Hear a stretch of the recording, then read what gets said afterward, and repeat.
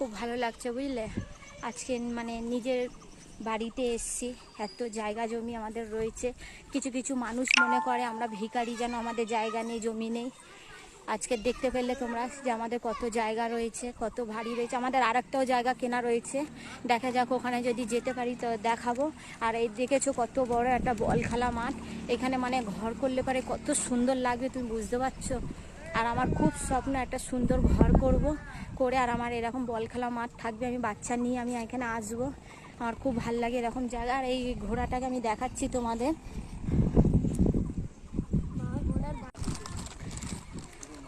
এই দুটো ঘর পুরো পড়ে রয়েছে, আমরা মানে ঢুকে তোমাদের দেখাতে পাচ্ছি না ভালোভাবে, এই কারণে গাছ পড়ে রয়েছে ওইদিকে, মানে জলে ভর্তি রয়েছে। আর বল খেলার মাঠটা দেখো কত সুন্দর। আর এই যে ঘোড়ার রেস খেলা হয় এখানে, অনেক বড় মাঠ, এই বছরে একবার এই গ্রামে হয়। আর দেখো ছোট্ট ছোট্ট হাঁসগুলো কি সুন্দর মানে খেলা করছে। আর আমার এরকম জায়গায় থাকতে খুবই ভালো লাগে।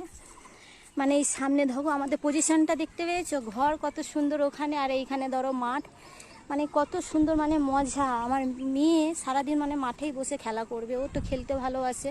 আর দেখো কত সুন্দর লাগছে। তোমার দাদাকে বলছি যে চলে আসছে আমরা এই গ্রামের বাড়ি, সে আসবে না ওই জায়গা ছেড়ে। আমার তো ভীষণ ভালো লাগে এখানে।